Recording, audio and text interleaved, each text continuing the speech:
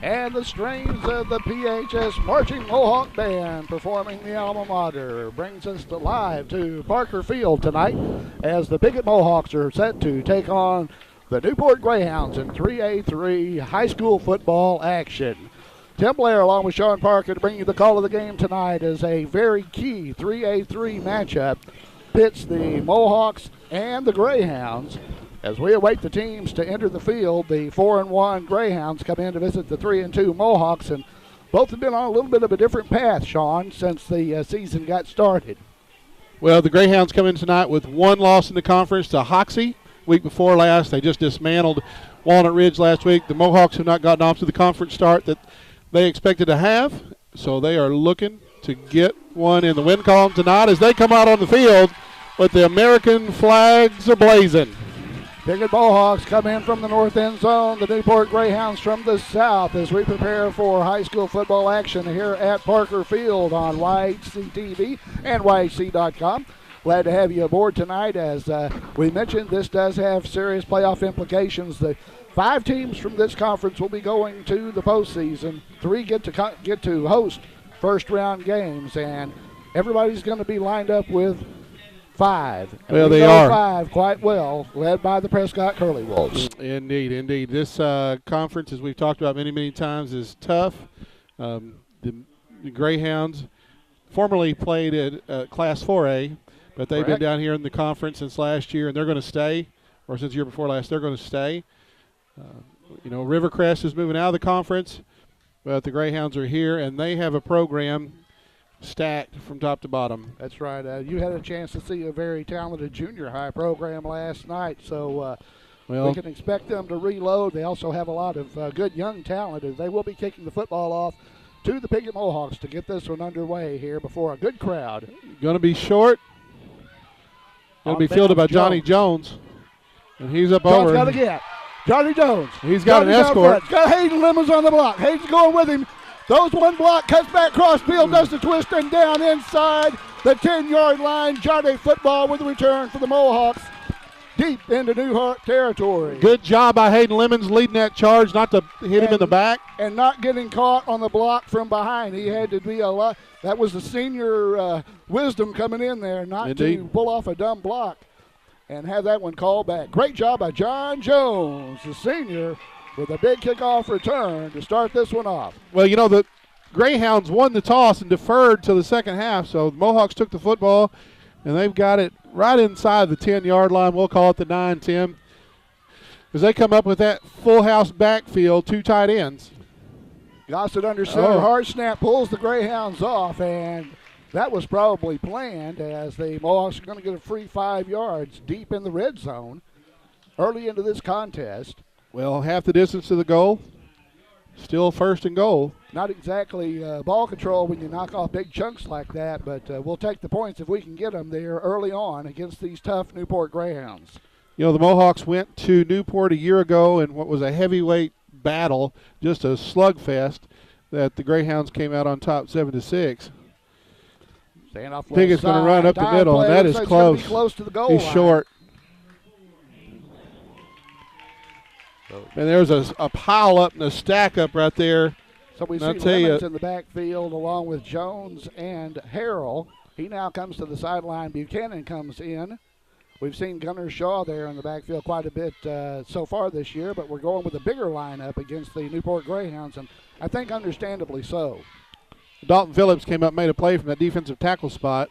The Mohawks are second goal. Play tripped in the backfield. 70 came through and tripped up Harrell. I'm thinking I give the ball. I tell him I'm giving it to Cade Harrell and say, here I am. Yep. Try to stop me. Well, the Mohawks with a great opportunity. They have it 3rd down and goal from the 2. Substitute now. The Mohawks are packed in tight. There are 11 men in the box. Greyhounds wait. Same play. That's left it. side. Touchdown, like Mohawks. This time, touchdown. Piggott Mohawks. So Shaw comes off of the bench to score the touchdown for 10:42 mark of the first quarter, and the Mohawks strike first. Looks like they're going to go for 2, Tim. Attempt. I believe they're going to go for 2. First touchdown that scored one touchdown last week, but been a little bit of a drought for the Tribe. Good to see them get on the board early here in this key conference game. 2-point conversion attempt. Out of the full house. They're going to go right side this time. And Johnny's going to be stacked up. Such doing. And the score is 6-0, 10:42 to go here in the first quarter of play. And we'll be back with more in a moment here on YHC.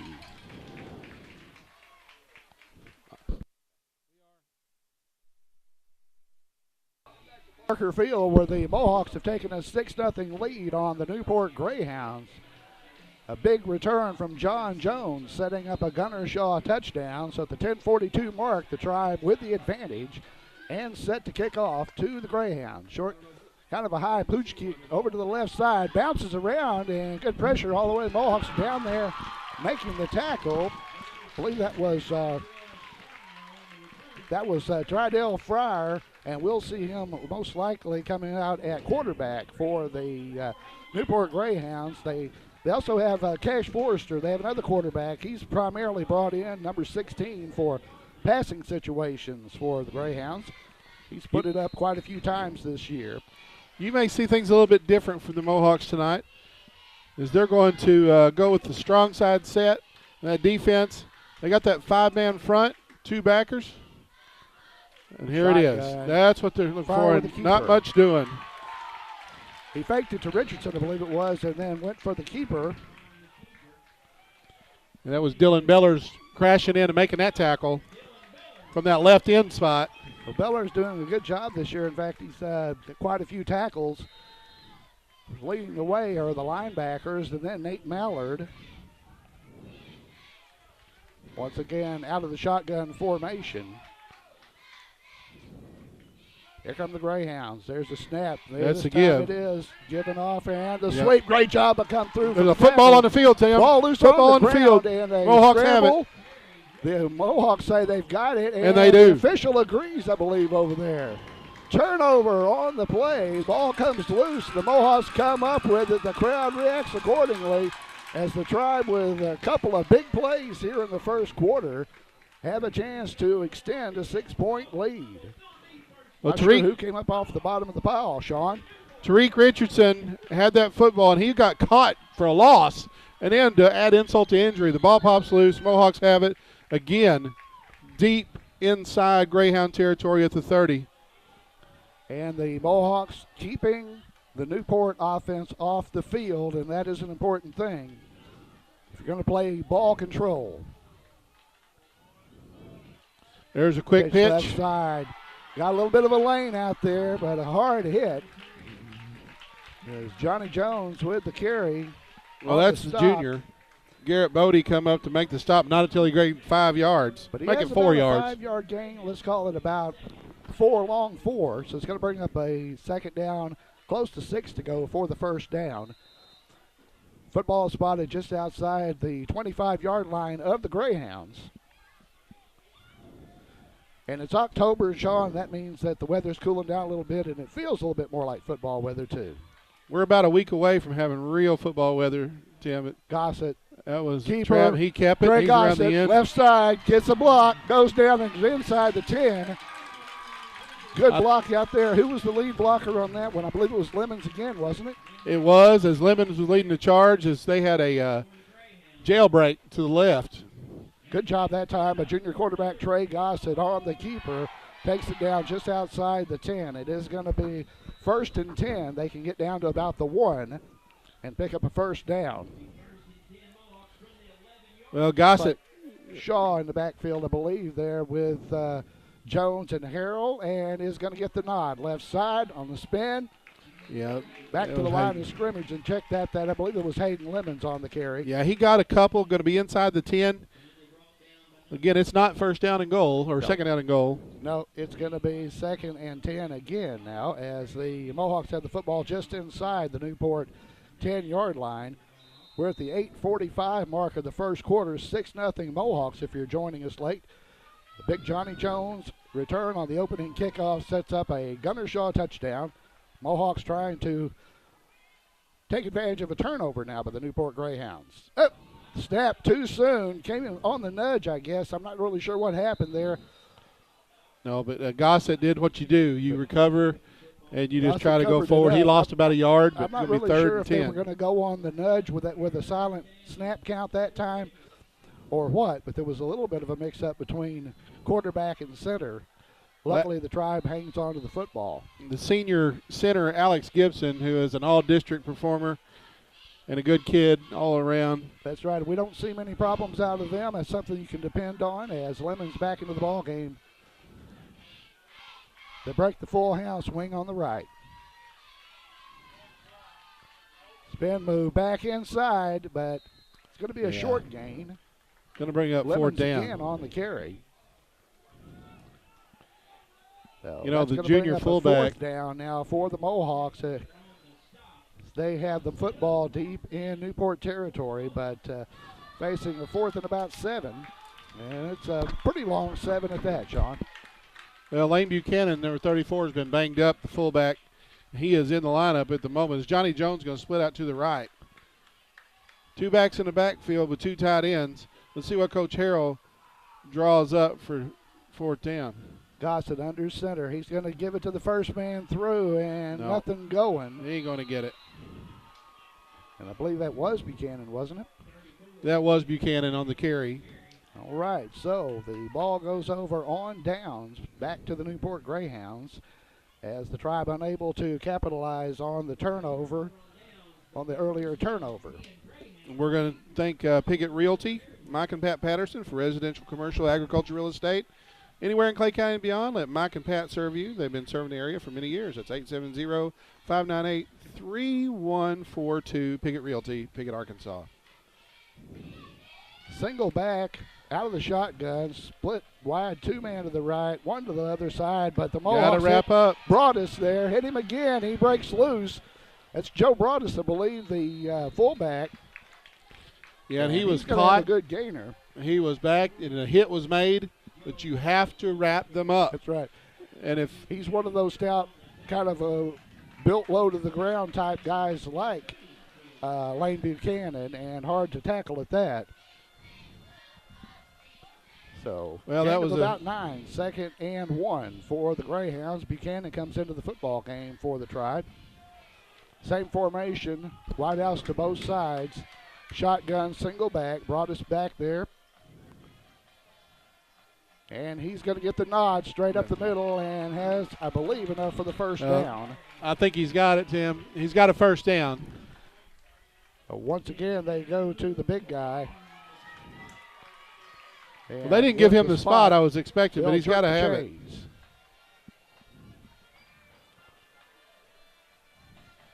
I said it fielded fast, but he didn't have to get much. Well, like I said, Broadus over the course of the season, from if you read the stats of the earlier games, he doesn't get a lot of calls. He doesn't get as many carries as some of the other running backs, but he gets those short yardage situations. And right now with the Mohawks stacking up the big guys, they think they're going to try to limber up the inside. Well, if you've seen some stats, you've seen what Quarterback Monquell has gotten. Knocked down that time. Cade Harrell came through, got him by the ankle. That was Fryer again on Good that play carry. there by the But if you've seen some of this, to come in and drop him after a gain of about a yard. 2nd and 9 now for the Greyhounds.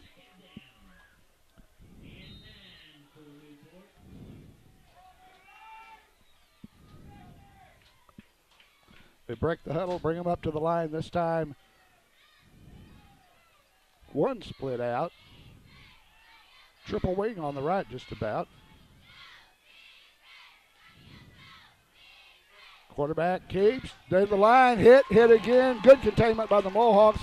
Going to be a loss on the play, I believe. Or right back to the line of scrimmage. No, he did lose about a yard.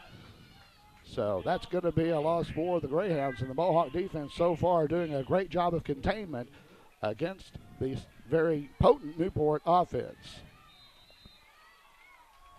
3rd and just over 10 to go for the first, Sean.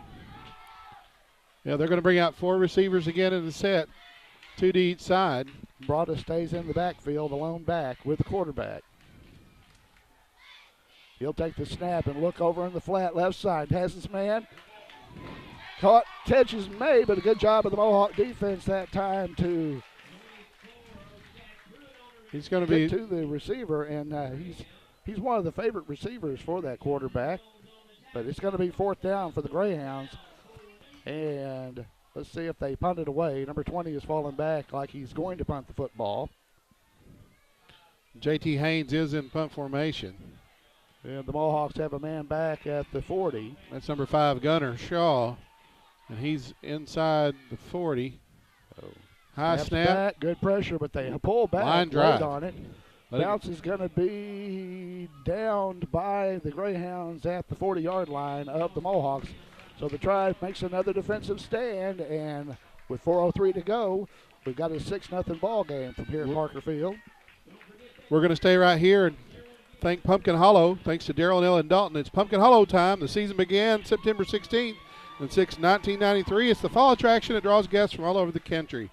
Animals, pumpkins, hay rides, and gourds for the kids. Also, corn mazes, Horn in the Hollow, Bubba's Butcher Barn, zombie paintball, and Forest of Fright. And now the pumpkin zip line. Plan a field trip, party, or just go and enjoy. 671 County Road 336 in Piggott, 870-598-3568, or inquire at pumpkinhollow.com. Great place this time of year to visit Pumpkin Hollow. All right, after O'Shea Pruitt came up short, the Mohawks take the punt and ready to get back on it again at the 4-minute mark of the first. Gossett hit the backfield, shakes the first guy, shakes another one cross field. Trey Gossett stays on his feet. He's still running. He's broken about 4 or 5 tackles and finally is dropped inside the 40-yard line. A 20-yard gain by Trey Gossett, the junior quarterback on the carry, and that was all him. He broke 6, 8, what? How many tackles? I don't know, Tim, but he spun so many times I'm dizzy. And you know, it's hard to tackle a spin. There was no quit there. He did pay the price at the end. He took a shot there, but you know, Trey, he comes in at like about 5'10", close to 200 pounds. He's a stocky guy. Well, that's a wrinkle that Coach Harrell's put in, where the quarterback is getting many more carries this evening. Second big gain of the first quarter by Gossett, and Gunner Shaw into the line. He's going to have about 4 or 5 yards. So far, the Mohawks doing exactly what they needed to do, hanging on to the football, moving the football, and holding the Newport Greyhound offense at bay. Well, Zane Watkins came up to make that stick, but he still got about 3.5 yards, and that's what the Mohawks want. Ball control, time of possession. Because we've already eaten down to the 3-minute mark of the first quarter, still 6-0. There's Johnny Football, and he run over a guy. John Jones drives, picks up the first down. They're going to spot that at about the 27, and they say move the chains. So the pounding, driving of John Jones, Cade Harrell, Hayden Lemons, Gunner Shaw, occasional look at Lane Buchanan, keeping the Tribe offense on track. Well, there's a theory about this ball control offense. If you have the ball, they don't. That's right. But you can't. It doesn't work well with it unless you have the lead. Good job on the dive left that time. So Shaw hits the line going, and he'll have a good 5-yarder on the first down run. That's what you want to be looking at, those 2nd and 5, 2nd and 4 defenses. They don't really know what to do. You can occasionally try to get one behind them. But right now, we're just going to pound it down, try to score as the quarter draws to a close. Well, Gossett comes up under center, and there's 3 backs in the backfield. There's a whistle before the play. We have motion on our side, so it's going to be a 5-yard penalty against the Mohawks. It's going to bring up a 2nd and 10. Oh, mistakes.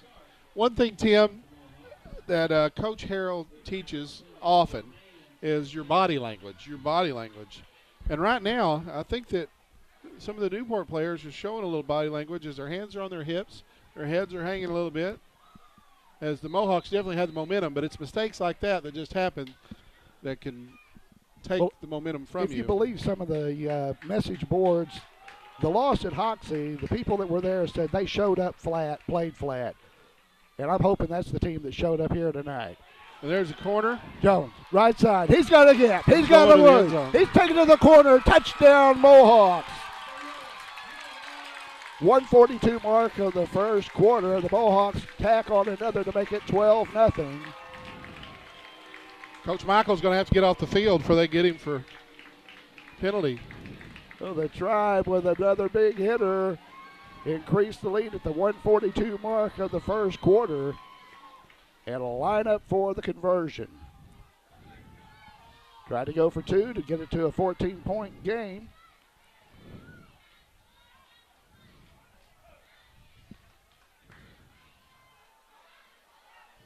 Tried to draw him off. Keeper left side, around the corner, and in for the two-point conversion is Trey Gossett, and we have a 14-0 game with 1:42 to go in the first quarter of play here at Parker Field. We'll be back with more in a moment here on YHC. Los Compadres Mexican Restaurant on East Main in Piggott offers the most authentic Mexican food in the area. All of their meals begin with their signature chips and salsa. Their classic entrees are made to order and delivered right to your table. Los Compadres always has fast, friendly service, and to-go orders and lunch specials are always available. There's no better place to gather with friends and family than Los Compadres Mexican Restaurant on East Main in Piggott. At Parker Field, Tim Blair and John Parker bring you the call of the game tonight as the Piggott Mohawks take on the Newport Greyhounds. The Greyhounds one of two blemishes on their regular season record last year. They would like to erase tonight, and they have a 14-0 lead. Short Mohawks kick, got to stay in their lanes. Tries to get outside, and the Mohawks with good containment once again drop him at the 35-yard line. So the Mohawks' plan is to kick to the sideline, then work the containment, use the sideline for the containment. Well, I'll tell you what, the Mohawk kick coverage had there. Jake Scott, number 21's down there in on the tackle. I'll tell you, you got to stay in your lane when they start going horizontal. That's right. As Well, you got to stay in the lane anyway. Like teams with speed, a mistake is a touchdown. Minute 36 to go here in the first quarter of play. And here come the Newport Greyhounds, trying their third time, and brought us into the line. He has a pretty good gainer. That's Joe Broadus with about a 5-yarder. Yeah, the Lemons come up from the safety spot to make that tackle. They still got 5, but they had 2 lead blockers coming through there. That you see that formation that they had? They had 2 guys on the lead no matter what. Right. I mean, it was coming. And they run that right off tackle, and they're in the same formation again. Yep, same formation with a deep back. Shotgun in the middle. Hard count. Trying to draw the Mohawks off, I believe. 4 seconds on the play clock. And he's going to keep it, pulling it out. He's good job of the Mohawks to contain once again. And a good job to get the drop. We have a Mohawk down in the middle of the football field. I'll tell you what. But Governor Shaw came up and made sure it was nothing more than about a 2-yard, maybe close to 3. 3rd and 2.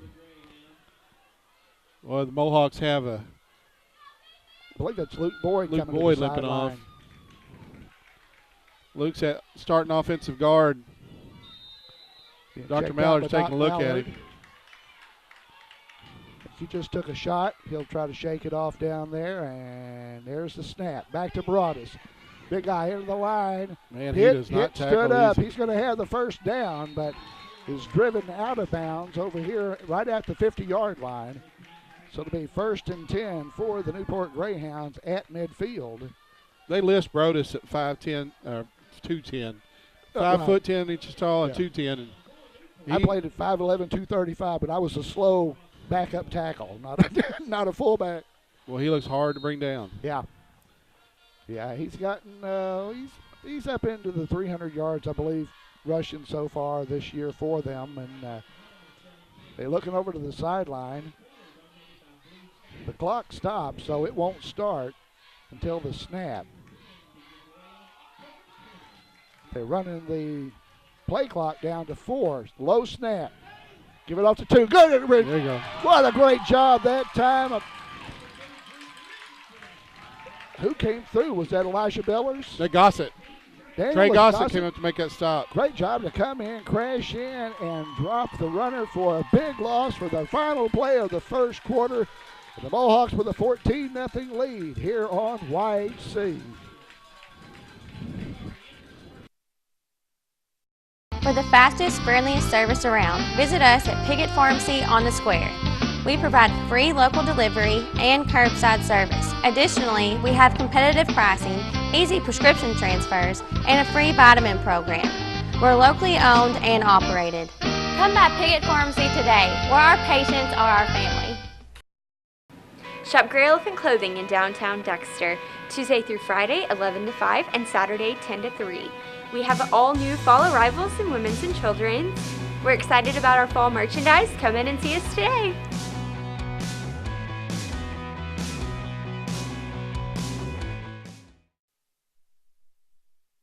Back to Parker Field, where the Piggott Mohawks enjoy a 14-0 lead at the end of the first quarter on the Newport Greyhounds, and they also have the Greyhounds in a second and 18, 19 to go for the first.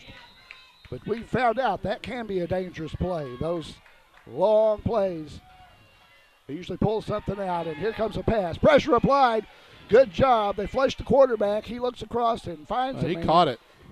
Looks like the pass is complete. Going to get him back to the original line of scrimmage.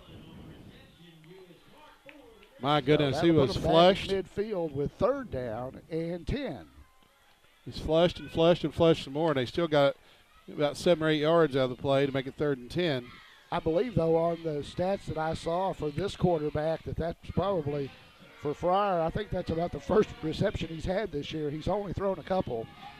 The other quarterback, he's put it up 72 times, Cash Forster. So if you see 16 come in, he's going to pass. I think Newport's in the neutral zone. They didn't see it like I saw it. Fryer back. Looks for it open. He's hit. Ball on the ground. Fumble. Football on the ground. The Mohawks covered up. They've got it back. I believe Cade Harrell knocked it loose, and Cade Harrell recovered it. The quarterback is down, and John Jones trying to help him up. But the Newport quarterback is still down, and Cade Harrell recovers the football for the Mohawks. The second fumble recovery for the Tribe.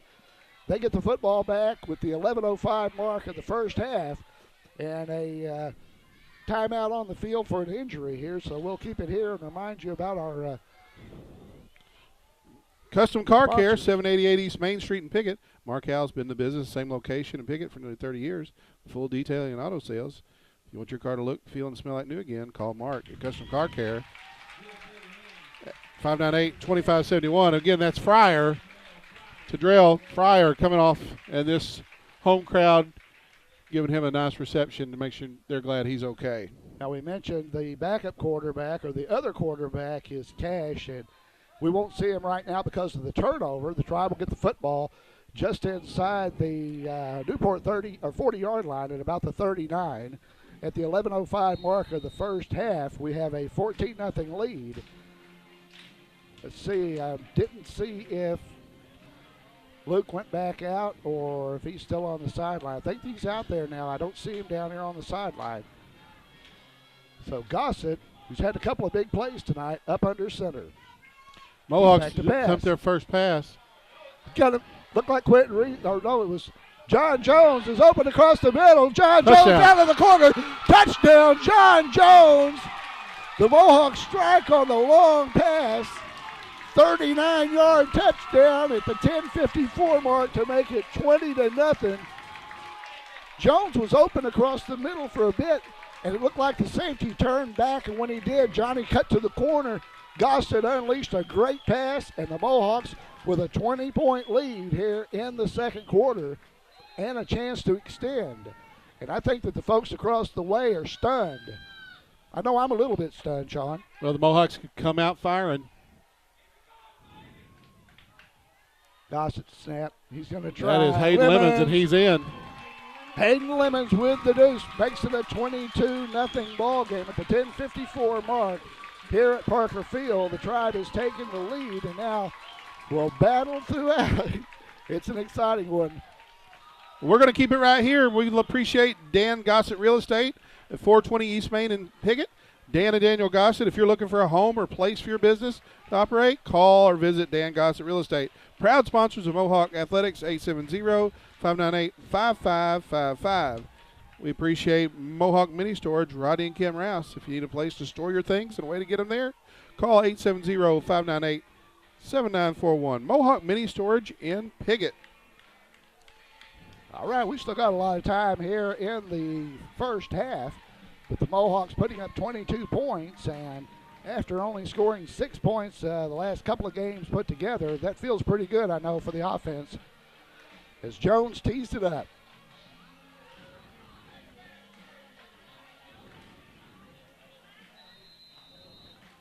Now we're ready to get back to play, and that's that same kick. They go to the left sideline and then contain, working that's back Bodie. to the sideline. Good job over there.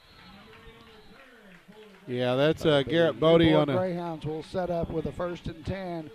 Once again at about the 40-yard line, their own 40, where the football spotted. Sky Wright, one of the good young players for the Mohawks, with the stop over there.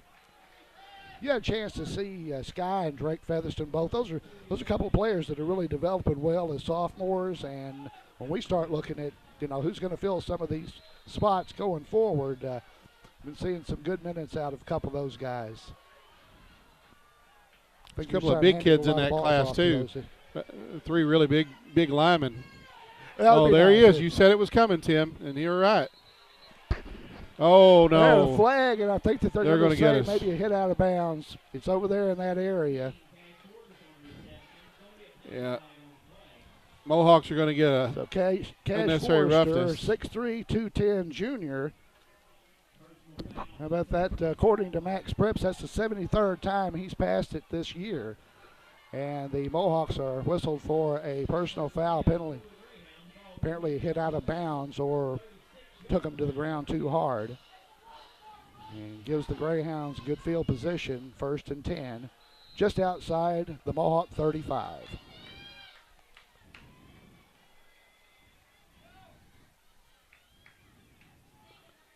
Forrester out of the gun. He's going to give it to the up back, and a good job by the Mohawks so far to contain. And we got a push after the play, and the crowd didn't like that. Didn't like that one at all, but it's getting a little chippy out there. But that was number 8 on the carry that time for the Newport Greyhounds, but he only gets about a yard. I've been calling I was afraid they got him on the horse collar the first time they grabbed him. Yeah, they grabbed some jersey and spun him. Now with the it's new spelled rules, Body, but I've been calling him Bodie. With the new rules, actually the area where, like in the pros, a name would be is actually considered a horse collar tackle now as well. Not here, though. Forrester, pressure, across the middle. He's got a man open, 21, headed to the corner, and touchdown Newport. Yep. The Greyhounds are on the board. So Forrester comes in and immediately hits Julius Clark with a touchdown pass to get the Newport Greyhounds on the board. I think I like the running quarterback better. Well, the Mohawks were defending it well. And then Newport's employed 2 quarterbacks this season. That was successful. It is blocked. Either that, it was kicked into the back of the line. But the 9:52 mark of the second quarter, the Newport Greyhounds get on the board with a touchdown on the pass from Forrester. Clay County Abstract, 146 West 2nd Piggott. Van Went and his staff are true professionals. For all your real estate transactions, including title searches, title insurance, and closings, contact Clay County Abstract on the square in Piggott, 870-598-5207. And Piggott Pharmacy, who helped to bring us the tailgating tonight, as they provided wings, they provided hot dogs, they also brought baked potatoes. Wow. For the fastest, friendliest experience, visit them on the square. They provide free local delivery, curbside service, competitive pricing, and easy prescription transfers, and a free vitamin program. Locally owned and operated, Piggott Pharmacy, where our patients are our family. Tailgating down in the southern end zone, the Marching Mohawk Band, the pride of Clay County's area down there. All right, crowd getting behind the Mohawks after they gave up the touchdown pass. Boyd comes off the field. Now he's going to return. We got 12 out there, Tim. I think we got no call as the kick is going to be fielded at about the 30. And we have a flag behind the play as Gunnar Shaw got up and kept running. He didn't feel like he was down, but there is a flag trailing the play that the official is eyeballing perhaps a hold. Let's see how it comes It's going to out. be a substitution infraction. Nope, they're blocking the back. They did not catch the 12 men. It's going to come back and be marked off from, I believe, the spot of the infraction there. And we'll put the Mohawks in a fairly deep hole with the 9:44 mark of the second quarter. Really, it just gives us further to go. We can maybe burn up the entire second quarter by going that distance. We're at So 9:44. we'll look on the bright side, okay? Hey, the good thing is it's not like 1st and 35 or 1st and 10 for the Tribe. They'll spot the ball at the 21-yard line of the Mohawks as the offense has been moving the football this evening. Good job by the Piggott line to move those Greyhounds back, and once again they go right into the heart of them. I tell you what, for a moment there was a crease, and it closed up quickly on number 32, Cade Harrell. Gain of a couple. Going to bring up a 2nd and 8 now for the Mohawks. Los Compadres Gets Mexican away Restaurant. from the sideline, comes back over to the huddle. Gunnar Shaw comes into the ball game now. We'll do that again later. He'll bring the play in. I think Coach Harrell shuffled up his plays a little bit in the last week or so and come up with a few new wrinkles. 2nd down. They go Nice left crease. side. Good job breaking one. Gets the first down. He's really close. Let's see where they spot him. I And think we there's have a another defender Newport shaking up. Greyhound on the ground out there as the Mohawks will pick up a first down. And There's an that's official's once timeout on the again, field. We'll appreciate Los Compadres Mexican Restaurant, offering the most authentic Mexican food in the area. The classic entrees are made to order and delivered right to your table. Los Compadres always has fast, friendly service and to-go orders. Lunch specials are always available. There's no better place to gather with your friends and family than Los Compadres Mexican Restaurant at 648 East Main in Piggott. that was Tyrell Fryer that was shook up once again. He played a big role in the win over Walnut Ridge last week, had several scores, and this is the 2nd time he's been helped to the sideline, once on offense and now once on defense. So it's going to bring up a 3rd down and about a foot. So the Mohawks with a 3rd down situation, but a good opportunity to keep this drive alive. As Cade Harrell comes in from the sideline, he came over and spoke with the coaching staff for a moment. We appreciate MFA Ag Services Mid-South for sponsoring tonight's game with multiple locations in Piggott, St. Francis, Pollard, Mounds, and McDougal. They can provide multiple agronomy solutions to ensure profit, production, and stewardship on your farm. That's MFA Agri-Service Mid-South. Jones, Harrell, Lemons in the backfield. Gossett under center, takes the snap. It's going to be Lemons left side. Oh. Breaks one, breaks another, and almost was gone. As Hayden Lemons is having a big game, and he picked up about 8 on that carry. He needed Takes a it out to yard. the He got 40. 8. He got 8. And he was about one guy from taking that a lot farther. Number 4 was there, and it would have been a little bit of a foot race. But the Mohawks keep the drive alive and keep the clock running at the 8:25 mark here of the second quarter, and also look to try to extend the lead.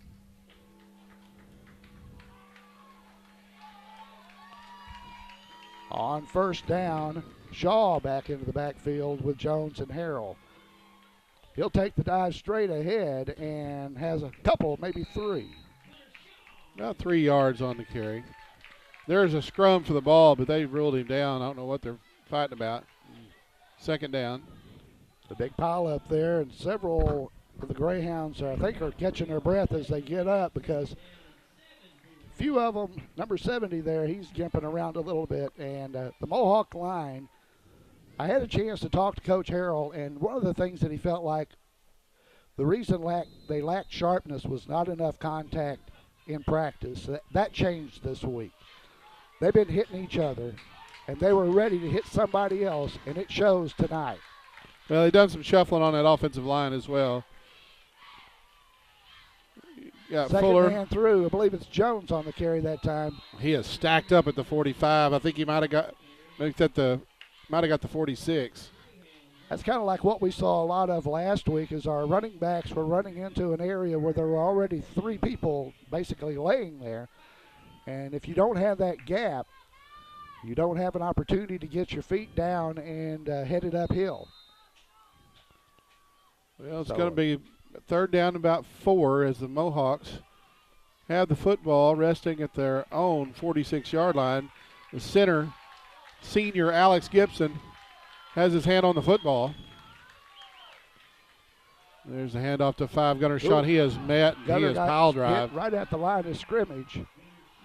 Apparently, they just won the Super Bowl because number 21 celebrating that like they won something. That's Julius Clark. Well, they haven't made a lot of tackles, I guess.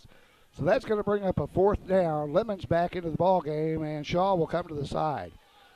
Gunner had a little bit of a gap there, but the man stepped in pretty quick and sealed and locked his arms well. So here come the Mohawks on 4th down. Play clock's under 10, Tim.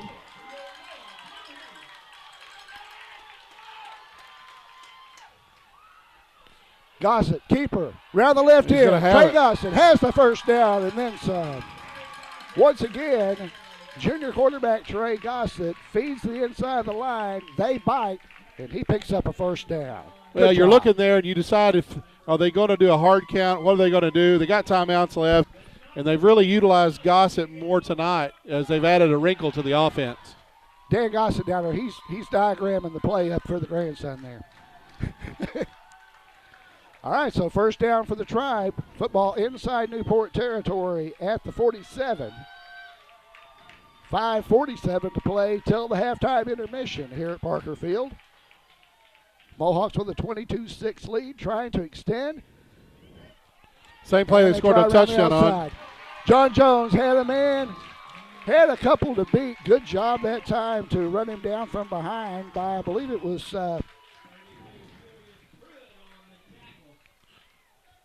32. Yeah, that's right. I can see these numbers on So these that was jerseys. Pruitt on the stop, and they're The going timeout to on the field call taken. timeout. So the Greyhounds will call timeout at the 5:20 mark. Second down and about 3 to go for the Mohawks. We'll be back with more in a moment here on YHC. Parker Field, where the Piggott Mohawks have a 22-6 lead over the Newport Greyhounds. Hounds called a timeout on second down along 2. The Mohawks are driving. It's Cade Harrell right at the middle. Straight into the pile. He's and gonna be close to close. the first down. In fact, Where's this spot going to they be? may want to go ahead and drag the chains because it is very close to a first down for the Mohawks. They're gonna move the chains. They're going to pull them. So Cade Harrell with a first down. Gunnar Shaw bringing the play in from the sideline as he's platooning with Hayden Lemons as Lane Buchanan has been getting a bit of a rest and just playing on the other side of the football. Yeah, the Mohawks going to set a twin set out to the right. A little bit of a different look. Gossett Yeah, drops he's back to gonna pass. He's got good Looking protection. downfield, He's goes got to a the man corner, got Gunnar open. Shaw wide open. Gunner's in for the touchdown. My goodness. Gunnar Shaw was wide open, blown coverage, no flags on the field. The Mohawks have extended the lead to 28-6 at the 4:51 mark. Did you see the wall created by the Mohawk offensive line? It was The a pocket good- was Great perfect. job that time by everybody. I don't think Newport thought that the Piggott Mohawks were going to come out passing, and we've bit them on several big plays. They're looking to extend now, 28-6. The two-point conversion now to follow. I think he got it. And it looks like it is good. John Jones with the two-point conversion to make it a 30-6 ball game. The big play of the Piggott Mohawks biting the Newport Greyhounds here tonight at Parker Field as they extend the lead. And I don't think any of the Newport fans across the way thought this is what they were going to see. They were kind of expecting it to be the opposite of this and really thought they were going to have a cakewalk. I think that's one of the things we hoped that they would take us to lightly. What a different a year makes, too, Tim. You're looking at a game a year ago that finished 7-6 as offense was at a premium. I mean, a premium. Just scoring points was a challenge for both sides. Picking up first downs was a challenge for both sides. As it was pointed out in one of the previews that I read, other than the long pass that the Mohawks scored on, that's the only time that we crossed midfield. So that's a little of an exaggeration. I was there. Defensive battle. That was from Hootens today. Yeah. Don't let them have the corner. Return by the Greyhounds. They get it inside Mohawk territory. Once again, they contain over there, but the return brings it inside Mohawk territory to about the 47-yard line, and that's where the Greyhounds will take over 1st and 10. I tell you, Sean, we had a really neat the volleyball match last night with Ridgefield Christian. The Lady Mohawks, they went pink, and everything was pink. They honored several breast cancer survivors, including a couple of our teachers, our former teacher, Miss Christie, now Mitchell was there. Eric had a chance to speak, and it was really neat. We had a fundraiser, and just a great job by all of them. Well, 4 receivers in the set, and they're going to sling it again. He's and got he had a right man. in his hands, and he dropped it. We told you Forrester would pass the football, and that's all he's done since he came in. And that one was a drop. They had a game last night. It was called Hit It, Win It. It allowed you to make a donation to the American Cancer Society, then serve a volleyball and hit something. And you would know Quentin Reeves would hit something. A lot of people didn't. But Quentin, being multi-talented, Slim got something. All right, Forrester in the step, gives it to the back this time and weaving through up close to a first down. He is. That was Johnny Jones going to wrap him up, but not before he gets near the first down yardage. So Marquell Cox, a sophomore, he's got well over 400 and some odd yards rushing. Yeah, we're going to see him a lot the next couple of years. He is a very, very good football player. Mohawks need a big defensive stop here at the 4:20 mark of the second quarter.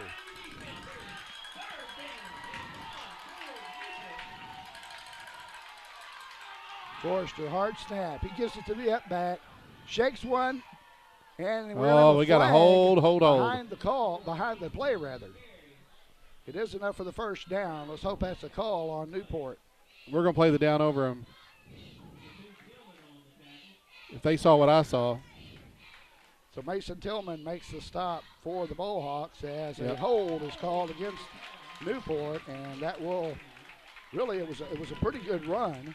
Sometimes the guys in the stripes don't agree with what I see, but they did this time. Thank you. All right, so they go from 3rd and 1 to 3rd and 9. From 3rd and 1 to 3rd and 9. At the 4:05 mark here of the second quarter, it'll wind now. We come up on 4 minutes. Wideouts all over the place. Forrester. Bad goes between his legs. He's pressured, falls on the football, and is going to be a big loss. So insult to injury. Tack another 12 yards or so on for this 4th down play. That'll bring on the punt team. Last time the Mohawks almost looked like they were backing off, pressuring the punter, and I really wondered because one of them got a clean shot. I'm not sure who it was, and kind of backed off. And I'd really like to see maybe a little more pressure on the punter this time. We'll see how that works out. That's where I am conservative, and I'm like, let's leave the punter alone and not hit him. The punter. It's one of those bad things that can happen. Shaw's back deep for the Mohawks. As it is 4th and a mile. Well, they got a week-long snapper. Pretty good pressure. Bounce is going to go favor of Newport, and they're going to down it. You got to get away from about the 20-yard line. So the Mohawks will have 2:58 to play.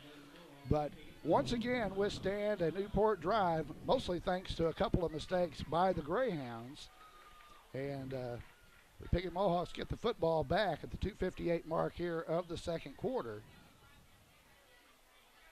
They said we have some the other games that are going on around the area. I really don't think that there's going to be a lot of impact here at the top. A lot of that will shake out toward the end, but if we can get another conference win here, and after Hoxie beating Newport, it's going to be a dogfight for that number 3 spot, which of course will be hosting a playoff game. Clock winds, just under 3 to play, second quarter.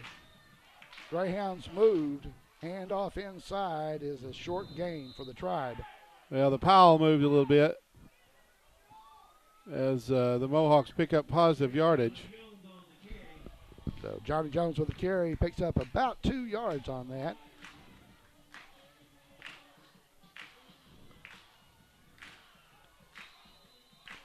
Senior Hayden Lemons checks back into the football game. Of course, we'll be honoring the seniors, the final home game of the year. Senior night. In fact, that'll be coming up before you know it. Yeah, the Mohawks have been home 3 weeks in a row. They'll be on the road next week at Manila. Right. Lemons got that carry off left tackle. Corning tonight, if I'm not mistaken.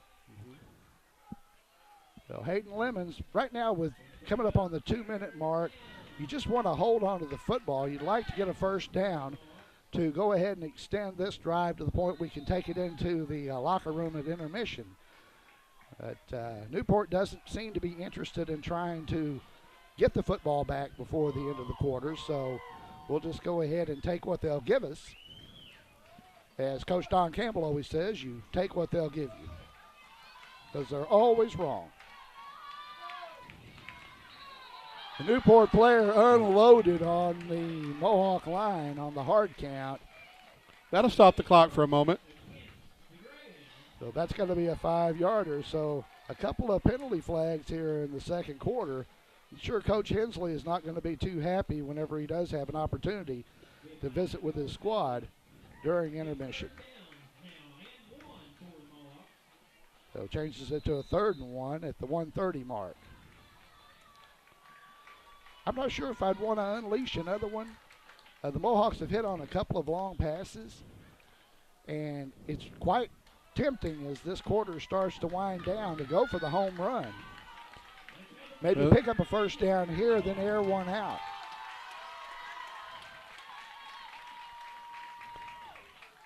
Gossett on the sneak. He's got it and then some, and still running. And Gossett comes out of the pile. Trey Gossett comes out of the pile. He's got about 3 of them. Somebody got him by the helmet. No call. Finally, they get him down, but Trey Gossett into the pile, came out the other side and never stopped. And he takes it all the way down to the 34-yard line. Play through the whistle. All the way to the 34 with the 54 seconds to go in the first half and a timeout called on the field. The Mohawks, after 2 weeks of seeing the big play, have been handing out the big plays tonight. Well, when you need a yard and you get 37, I think you answered your own question from a moment ago. Do you sit on it? Not now. No. You got to take at least one shot. This is that point where you trust your defense. If you do put one deep and they can pick one off, you go ahead and send your defense out.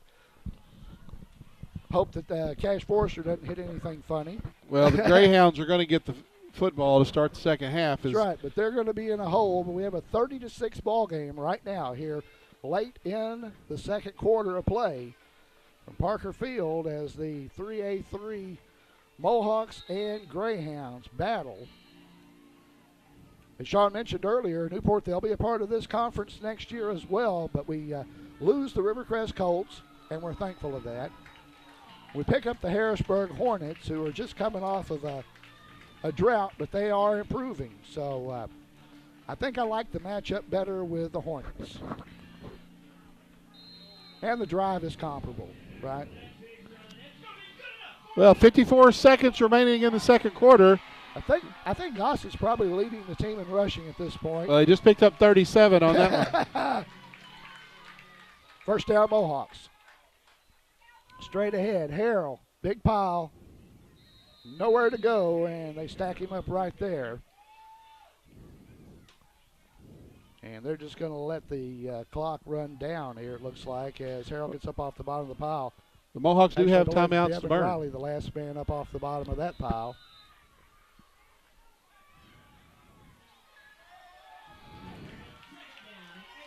All right, looks like this is our passing situation, Sean.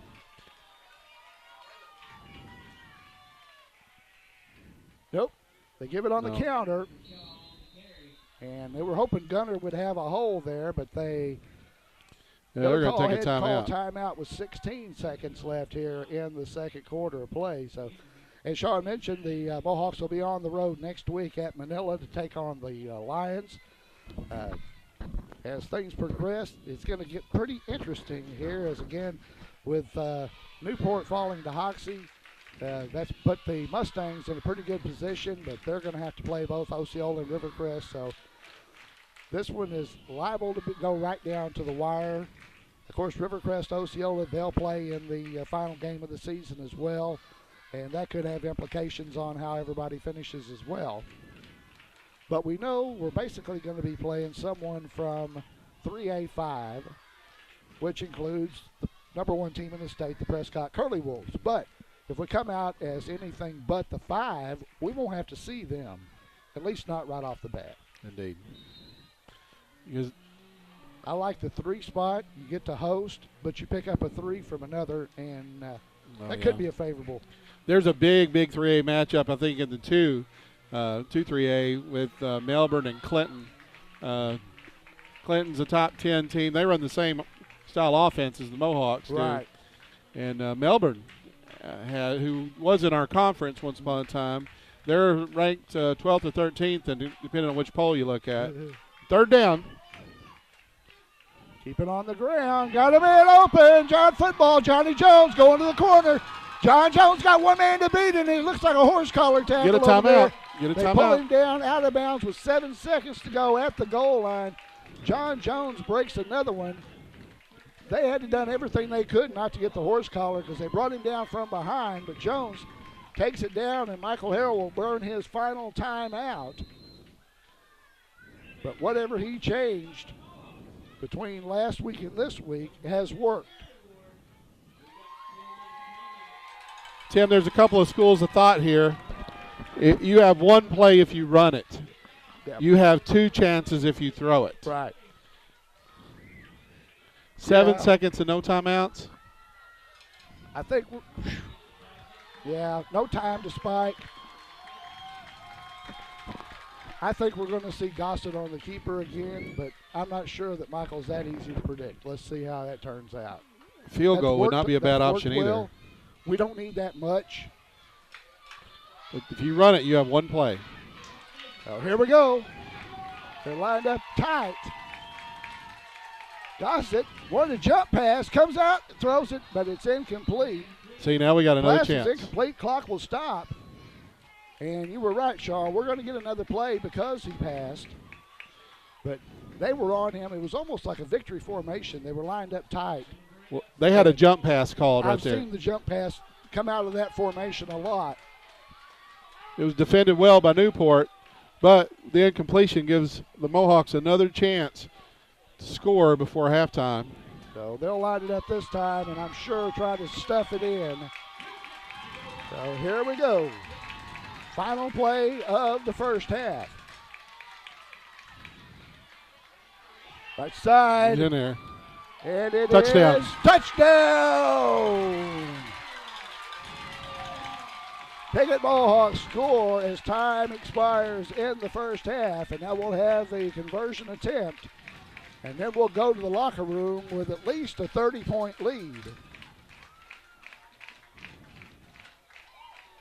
And across the way, the Newport side is stunned, looking at a 36-6 disadvantage after the season they've been having so far. Of course, we mentioned when they went to Hoxie, they didn't want to be on the road apparently. They weren't playing well, and Hoxie did the same thing. Well, we're inside 10 seconds on the play clock. Gossett under center. Straight ahead, John Jones. John Jones again. Nobody even made a whiff at him that time. We'll go to halftime with the Piggott Mohawks leading the Newport Greyhounds 38-6. And you're watching it here on YHC. For the fastest, friendliest service around, visit us at Piggott Pharmacy on the Square. We provide free local delivery and curbside service. Additionally, we have competitive pricing, easy prescription transfers, and a free vitamin program.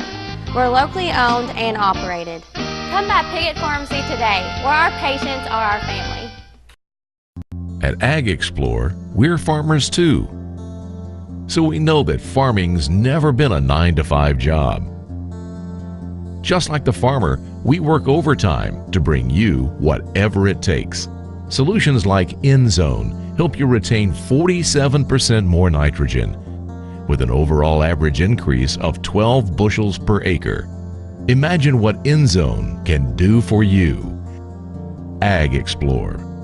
The area's fastest internet just got faster. Introducing 100 meg internet, now available from New Wave. With 100 meg, there's nothing you can't do. Browse better, stream more, power every device. This is lightning fast internet designed to fit your family's needs. It's brand new and it's the fastest game in town. Get 100 meg internet from New Wave, your local provider of the speed you need. Call 1-888-8-NEW-WAVE today. Field in Piggott, Arkansas, where the Piggott Mohawks lead the Newport Greyhounds 38-6 as we prepare to begin the third quarter of play. Tim Blair on hand with Sean Parker bringing you the call of the game as the Mohawks jumped out to an early lead, started strong, finished the first half strong, and now have a 32-point advantage on the Newport Greyhounds, and will be kicking the football off to Newport to begin the second half of play. And it was the big play for the Mohawks, both on the ground and through the air, Sean, that got them to this point. Well, Tim, it was a big play, but it was big play set up by running the football, grinding it out, sustaining drives, and keeping the football out of the Greyhounds' offense's hands. Coming into tonight, Gossett, he had dismal numbers really basically passing, but has had a sparkling performance, both passing the football and running the football. And now here's the kickoff. It's a dribbler right to the front line and covered by the Greyhounds. That was by design. You're going to give the Greyhounds a short field, but you're not going to give them a chance to make a very athletic move and break one on you. So the starting quarterback for the Newport Greyhounds went down twice, but that just brought in Cash Forrester, the big junior, and he is back there in the backfield now. You can tell he's looks like he's 6'8" inches taller than his running back.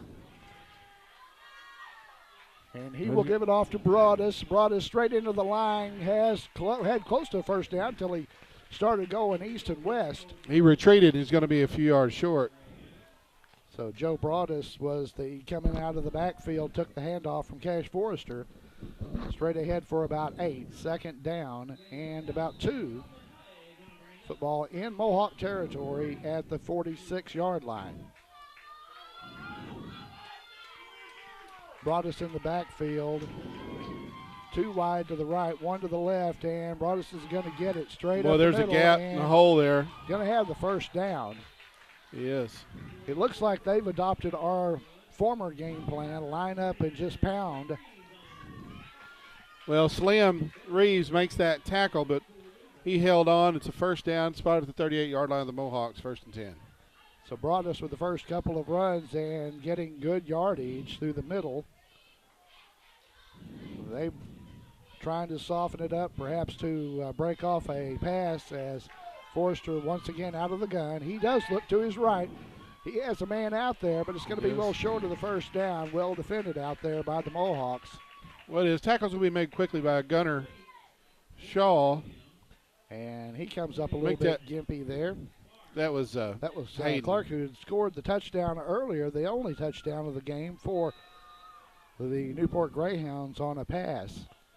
Yeah, it's Hayden Lemons, the senior, making that tackle after a quick strike with 5 yards in a hurry.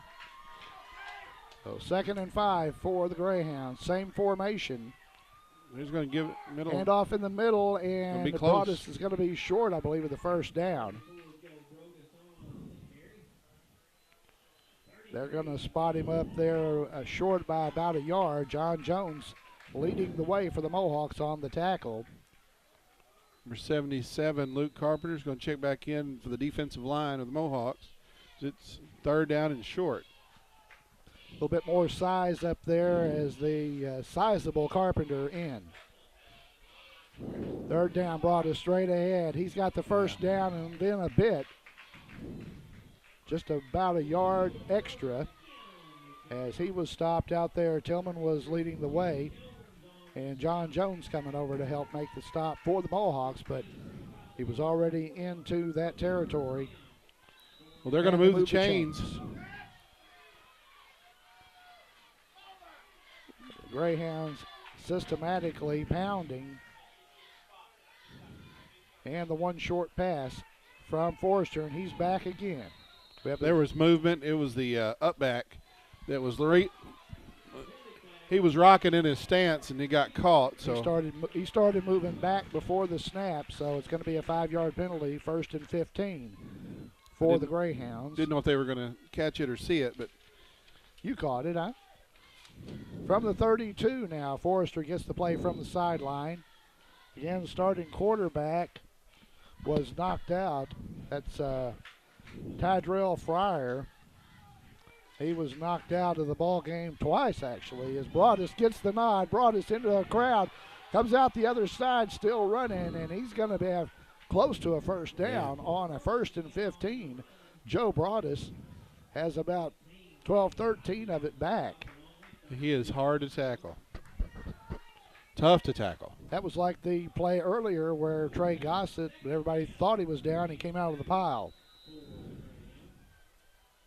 At this juncture of the game, though, if the Newport Greyhounds are going to take this much time on every drive, trailing by 32, they've got their work cut out for them. Forster's going to hand it off to him again. He is hit, bounces. Tackle, there's no tackling him high. Still out there. It'll be a 1st and goal. Short of the goal line. So the big guy, the 200-pounder, taking care of the yeoman's amount of the work for the Newport Greyhounds. We'd like to thank Piggott. 1st and goal. Piggott Realty, Mike and Pat Patterson for residential, commercial, agricultural real estate. Anywhere in Clay County and beyond, let Mike and Pat serve you. That's 598-3142, Piggott Realty in Piggott, Arkansas. Forrester right into the middle to Broadus once again. He's stacked up and dropped short of the goal line. Yeah, Nate Mallard impeded his progress and brought him back. Hurricane Nate. Going to be 2nd and goal, Tim. As they're going to go with no huddle on that play.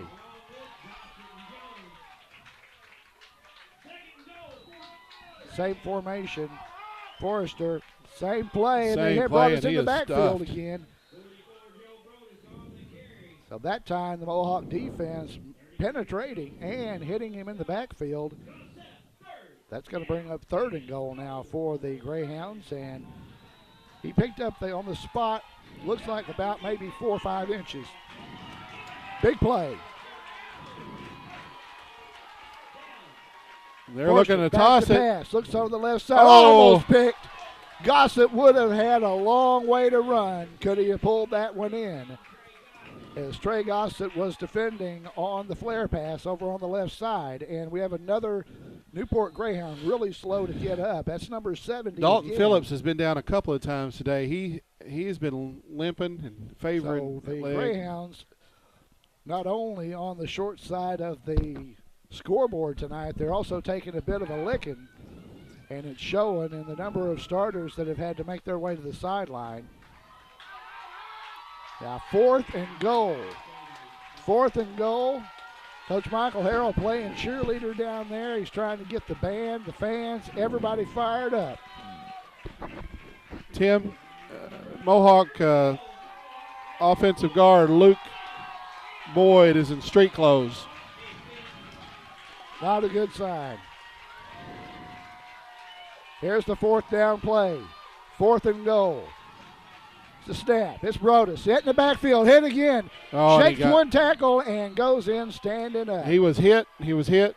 And he was hit. He was hit several times, but fought it off and scored the touchdown with 7:24 to go here in the third to make it a 38-12 game. There is a silver lining to this touchdown drive. It took 7.5 minutes, or let me rephrase that. There's 7.5 minutes left in the quarter. Right. So, yeah, they ate up a lot of the third quarter, and as I said, whenever they are down by this margin, the Mohawks will now want to try to put together a sustained drive to burn up some clock. I think it should be noted, too, that Mohawk utility man Corey Fuller is back with number 54 at the half. There's the pass, Forster across the middle. Oh, that is knocked down. No good. John Jones tipped that ball. John Jones tips the ball, and the score remains 38-12 at the 7:24 mark of the third quarter. Back with more in a moment on YHC.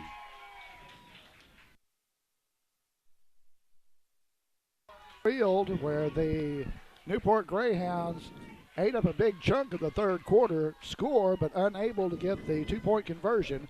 They trail the Piggott Mohawks 38-12 here in the third. First time we've seen them kick in a while.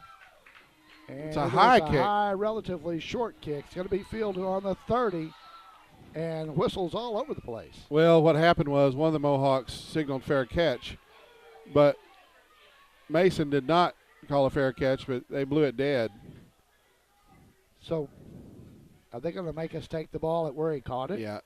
When your team calls a fair so. catch, it's a fair catch. Okay, so the Mohawks will have the football at the 30-yard line, just outside their own 30.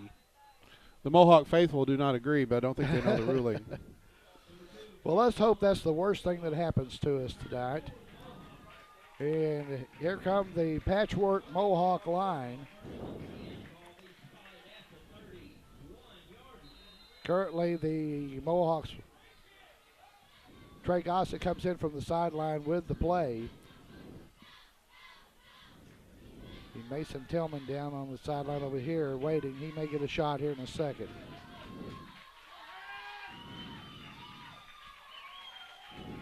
Gossett takes the snap, turns. Second man is Jones, and it is going to be a pretty good game. It's like he made 3 yards out of nothing there. I think he did. That was a pile up, and as we're just outside of 7 minutes remaining on the third quarter clock. Those 3.5 yard runs to keep the clock running is exactly what the Mohawks need, is they can eat up most of the third quarter here. They can just keep this drive going. Shaw comes in, and Jones will get a breather.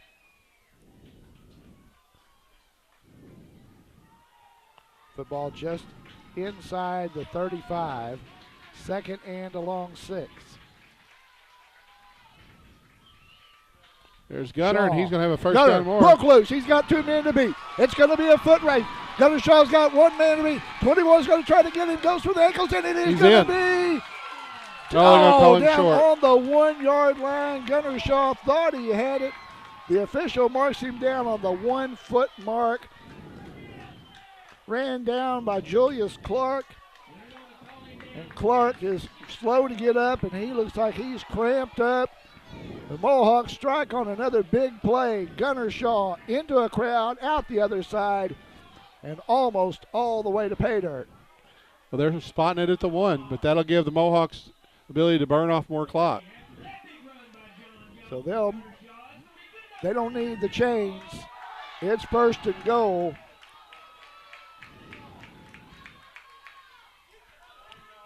Spin move. Johnny's in there, but he's going to be short. And they keep throwing him down after the whistle. Coach Michael Harrell wanted a flag on that one, but no call. Jones stopped on his forward momentum short of the goal line. But the clock keeps absolutely running. No gain on that one. That's key. Keep that clock running here in the third.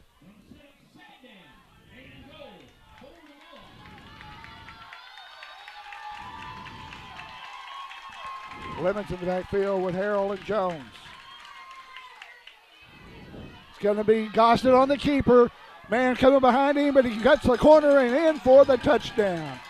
Trey Gossett with the keeper extends the Piggott Mohawk lead to 44-12 at the 5:28 mark of the third quarter. And I'm sure they'll line up for two. They have all night. Mason Tillman on the sideline. He'll get the play. Pat on the rump from Coach Michael Harrell and sit on in. The junior brings in the play from the sideline. Well, the play clock's down to 20. Mohawks have plenty of time to snap this ball. They go up in a bunch formation.